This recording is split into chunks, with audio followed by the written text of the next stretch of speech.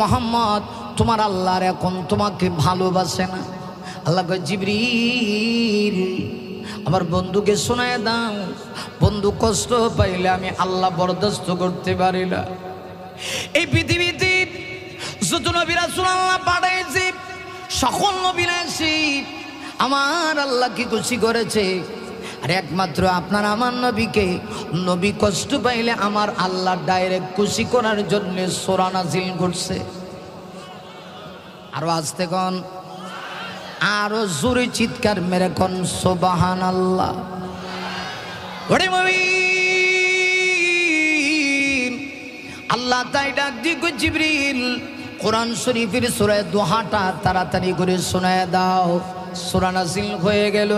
আল্লাহ সূরা নাজিল করে সূরা দুহার প্রথম দুই আয়াতে আল্লাহ নবীকে সান্ত্বনা দেওয়ার আগে দামি দামি দুইটা জিনিসের কসম করলেন। আল্লাহ বলেন ওয়াদ-দুহা ওয়াল-লাইলি ইযা সাজা,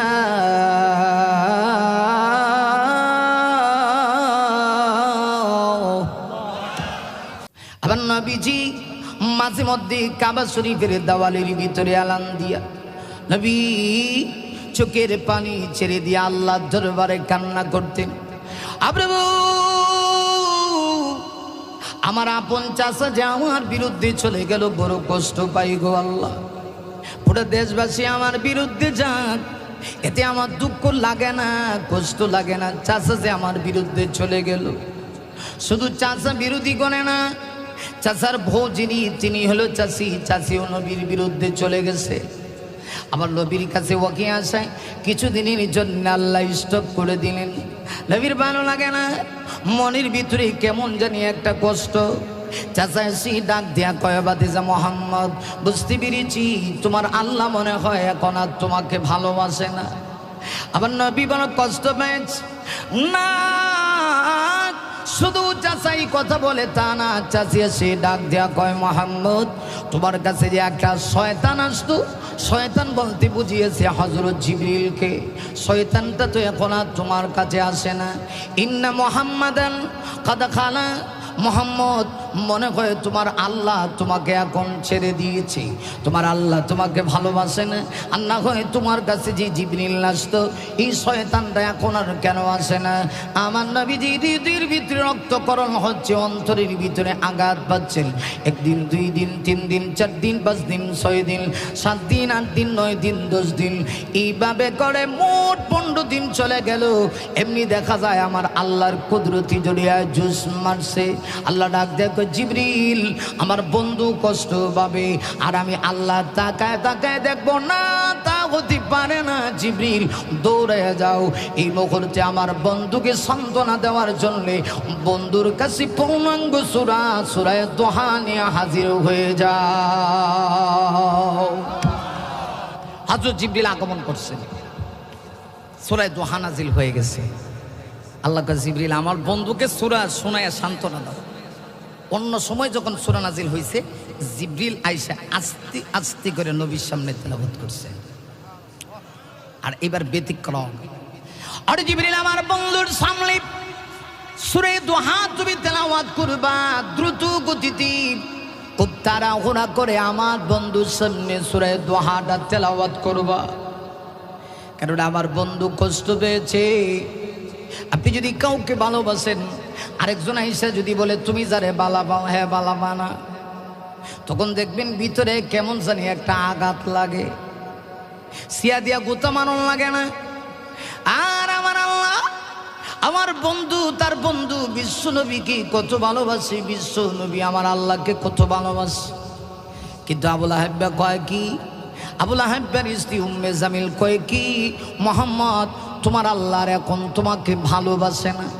আল্লাহ কয় জিবরিল আমার বন্ধুকে শোনায় দাও, বন্ধু কষ্ট পাইলে আমি আল্লাহ বরদাস্ত করতে পারি না।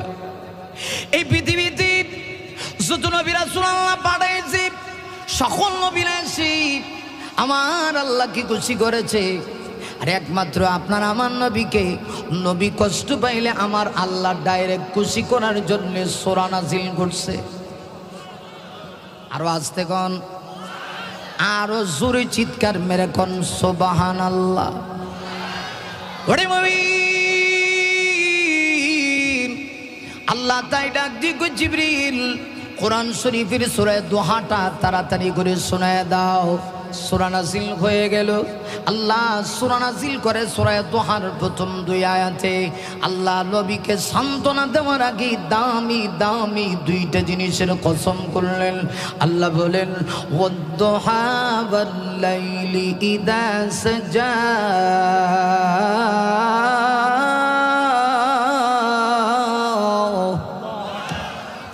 আল্লাহ সূরা নাজিল করে সূরা দোহার প্রথম 2 আয়াতে আমার আল্লাহ 2টা কসম করলেন। কয়টা?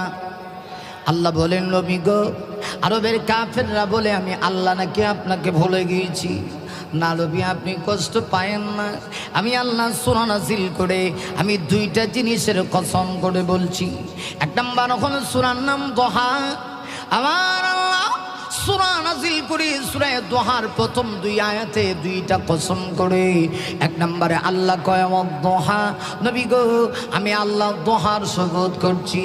2 নম্বরে আল্লাহ বলেন ওয়াল লাইলি ইদা সাজা, আমি আল্লাহ লাইলে সাজার কসম করছি করে আল্লাহ 3 নম্বর আয়াতে জবাব দেন। এর আগে আসুন এই 2টা কসম কি, এগুলার ব্যাখ্যা কি? আল্লাহ রাব্বুল আলামিন যে বললেন দোহার কসম, তাফসীরে কিতাবে মুফাসসিরিন কেরামগণ অনেকগুলি ব্যাখ্যা করেছে। আরে মুমিন, দোহা মানে কি? মুফাসসিররা লিখেছে দোহা মানে হলো আমার আল্লাহ দিনের ওই সময়ের কসম করেছেন যখন দিনের সূর্যটা পরিপূর্ণভাবে আকাশে উদিত হয়।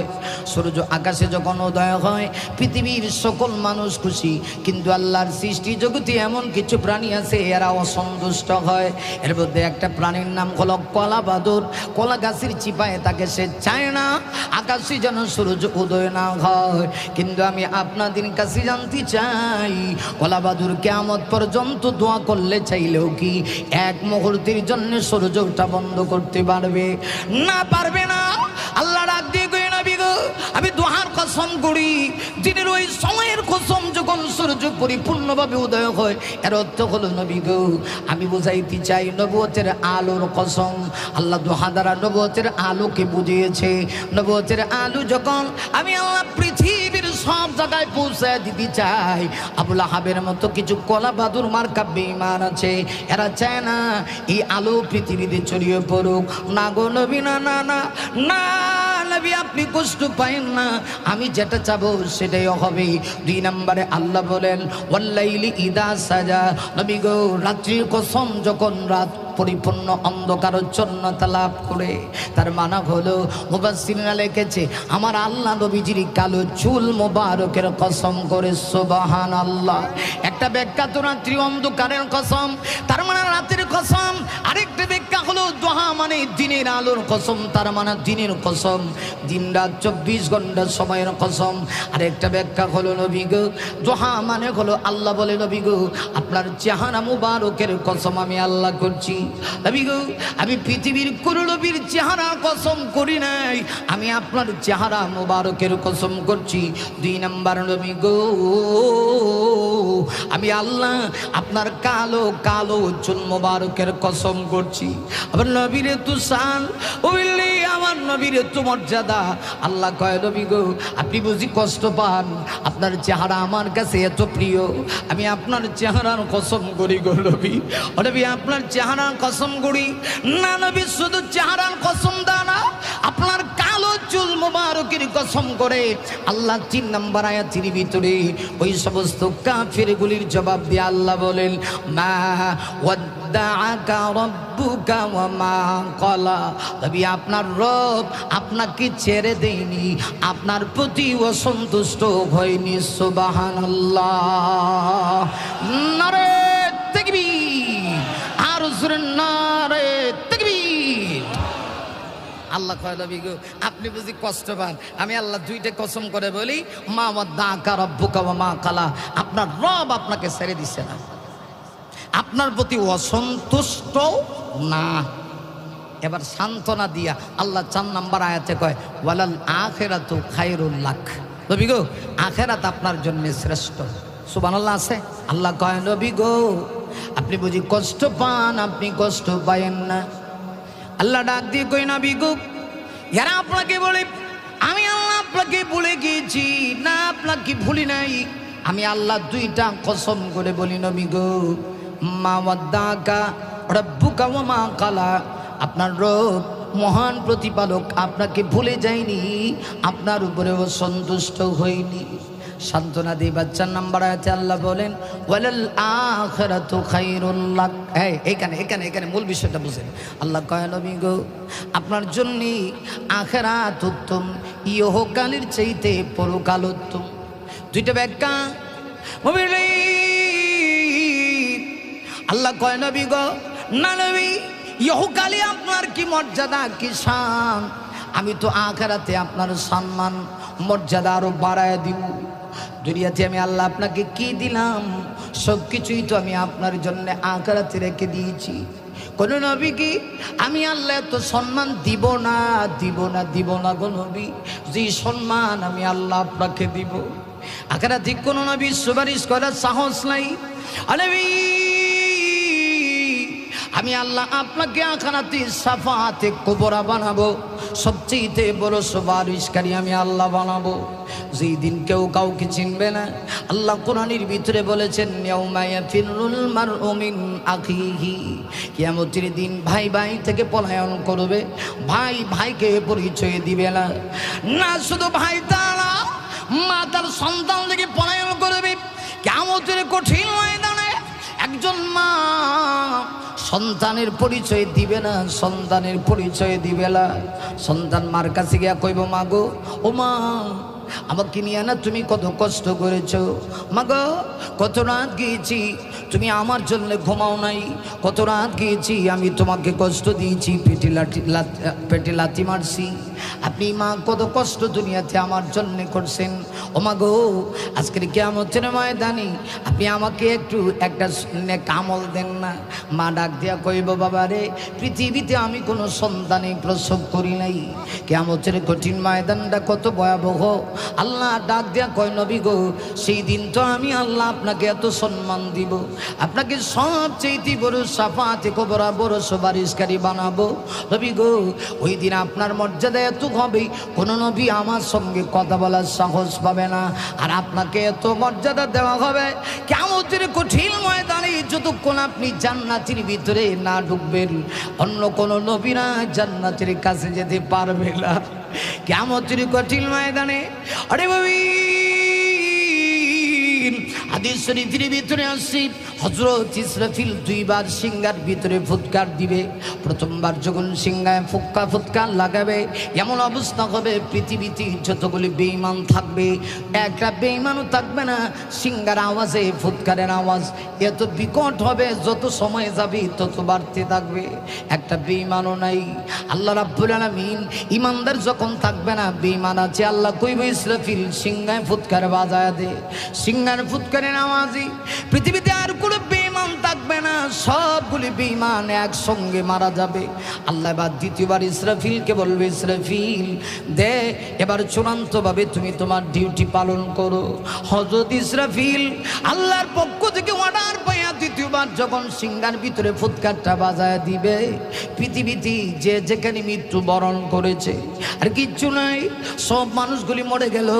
আল্লাহ পাক তখন এমন ব্যবস্থা করবে যে যেখান থেকে মৃত্যুবরণ করছে সে সেখান থেকে উঠে ময়দানে মাহশরে আল্লাহর সামনে দাঁড়াবে। কারো গায়ে কোনো কাপড় নাই। আমার নবী বলেন, আমার মর্যাদা এমন ভাবে আল্লাহ দিবি, সেই দিন আমাকে রোজা মুবারক থেকে উঠানো হবে।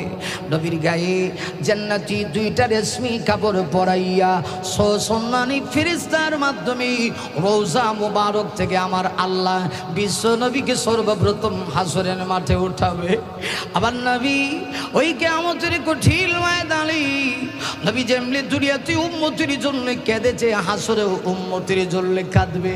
আবার নবীর জীবনে এমন কোনো রাত নাই যে রাতে উম্মতের জন্য আমার নবী কান্না করে নাই। তাহাজ্জুদের নামাজে এমন কোনো রাত নাই যে রাতে আমার নবীজি উম্মতের জন্য কান্না করে নাই। ময়দানে মাহশরেও আমার নবী তার উম্মতকে এক সেকেন্ডের জন্য ভুলবে না। আমার নবীকে আল্লাহ এত সম্মানিত করবে, নবী সেই দিন মাকামে মাহমুদের সেজদায় লুটে পড়বেন। নবীর কান্না দেখি আমার আল্লাহর বরদাস্ত হবে না। আল্লাহ রাব্বুল আলামিন তখন ঘোষণা করবেন ইরফা রাসাকা ইয়া মুহাম্মদ সাল্লাল্লাহু আলাইহি ওয়াসাল্লাম, জিবরিল আমার বন্ধু মুহাম্মদকে বলে দাও বন্ধু যেন সিজদা থেকে মাথা উঠায়। আর কত কান্না করবি আমার বন্ধু, সারা জীবন দুনিয়াতে কেঁদেছে, আজকে কাঁদা লাগবে না। আমি আল্লাহ ঘোষণা দিলাম আমার বন্ধু সিজদা থেকে মাথা উঠায় আজকে উম্মতের জন্য যা চাবে যতক্ষণ চাবে বন্ধু, যতক্ষণ খুশি না হবে আমি আল্লাহ ততক্ষণ পর্যন্ত আমার বন্ধুকে দিতে থাকব। আল্লাহু আকবার। আল্লাহ কয় নবী গো, এটা হলো আখিরাতের সম্মান। আপনাকে সর্বপ্রথম আমি রওজা থেকে উঠাবো, আপনি সুপারিশ করবেন, আপনার উম্মত আগে জান্নাতে যাবে।